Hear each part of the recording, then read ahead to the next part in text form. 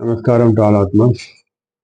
Today we are going to see the God's second commandment, which is to spread the message of peace from all religious philosophies, to eradicate religious intolerance among mankind, to make all to live in harmony as one world family, Vasudeva Kutumbakam, to bring peace to humanity and world peace. This is the objective of the second commandment.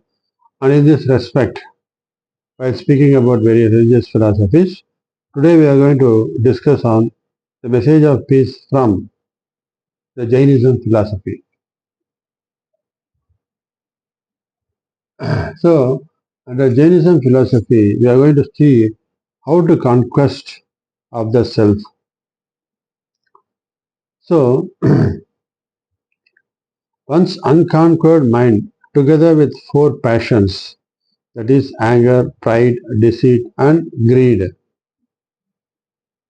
and five uncontrolled sense organs, eyes to see, ears to hear, nose to smell, tongue to taste or speak, and the skin to feel. So these are the five sense organs. So these are the 10 powerful enemies of man, and these together forms the elements of our self. The self is governed by these 10 enemies. What are those? Our mind and four passions. That is anger, pride, deceit, and greed. And the five sense organs which naturally attracts to the Maya world.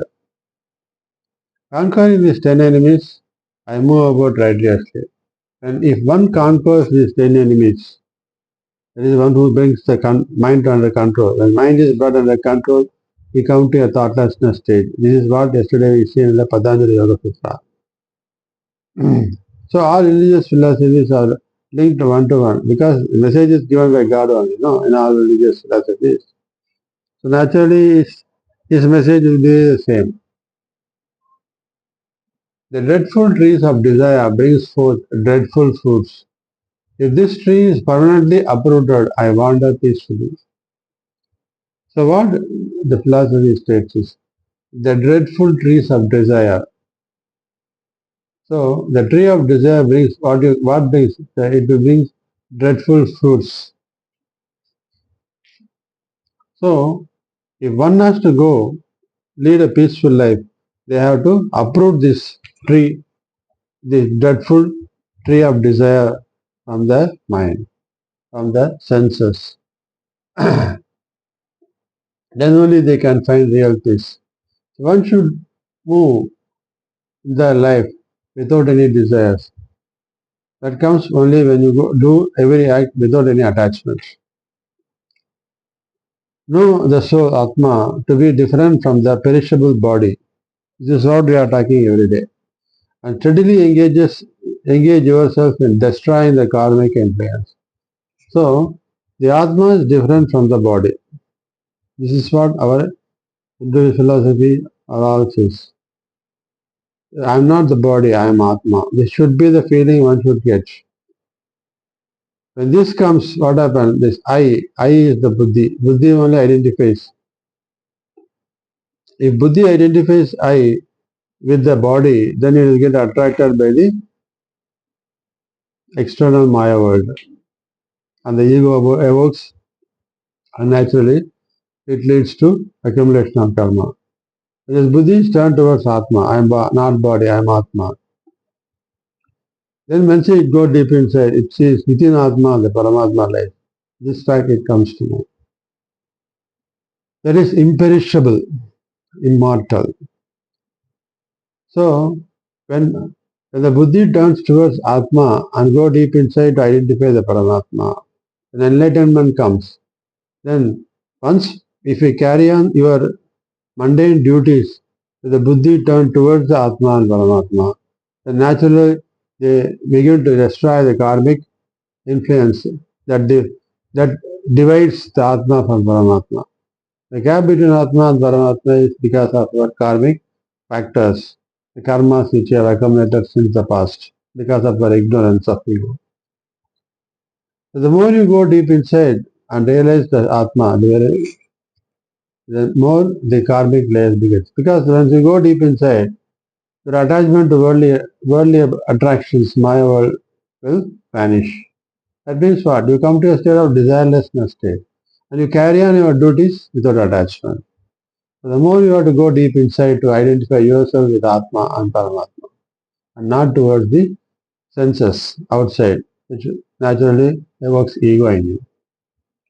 Destroy the passions by observing austerity and also relinquish the tendency of enjoying the sensual pleasures. So what it says is, the passions, what are the passions? Anger, deceit, greed, and the lust. So these things has to be anger, pride, deceit, and greed. These things have to be destroyed. Destroy the passions by observing austerity. Austerity in the sense, you have to follow strict discipline in your life pattern and also relinquish tendency of enjoying the sensual pleasures. So you should not get attached to any of the sensual pleasures. When it happens, when your buddhi turns towards the external world, it turns towards the sensual objects, the sensual organs.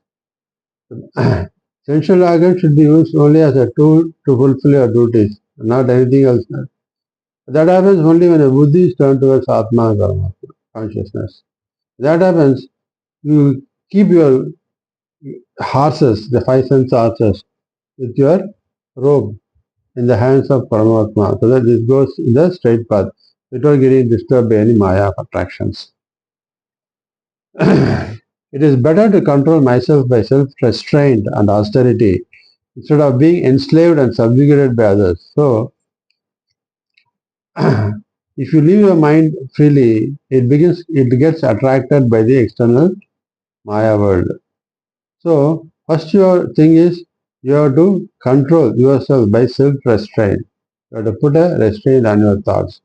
That can happen only with doing Atma Vicharana, self-introspection at every moment of our life. And austerity, strict discipline. And under austerity, one of the important things is contentment is very important. Only if you have contentment, then you will have come to the stage of desirelessness stage. The desirelessness stage will make you to go inside to see the Atma and Paramatma inside you. When this happens, you will be free from the enslavement of getting attracted by the sensual pleasures from the external Maya world. The five senses, the four passions, and the unconquered mind are the 10 mighty enemies that governs ourselves. So, these are the 10 enemies that governs ourselves. If we succumb to these 10 enemies, then we are lost. The karma accumulates and we will be permanently lost from our path of self-realization. When these 10 enemies are conquered, the self is conquered and then everything is conquered. When you conquer these 10 enemies, then the self can Atma can control all this. When it controls all these 10 enemies, then it can experience the eternal bliss inside and experience the presence of Paramatma inside. And then the real non-attachment comes and the real desireless state comes and the deceit, greed, anger and pride, everything will vanish and you will be moving in a state of equanimity that is called Sita Prajna. So that will enable you to carry on all your duties without attachment, by which you release all karmas and you move into the stage of attaining Jivan Mukti. When all karmas are released, the distance between Atma and Paramatma comes to the reduces and finally the Atma merges in Paramatma. That happens only when you overcome these 10 enemies. So practice spiritual sadhana to see that you control all these 10 enemies inside you and overcome everything and move in the path of Jivan Mukti. Thank you.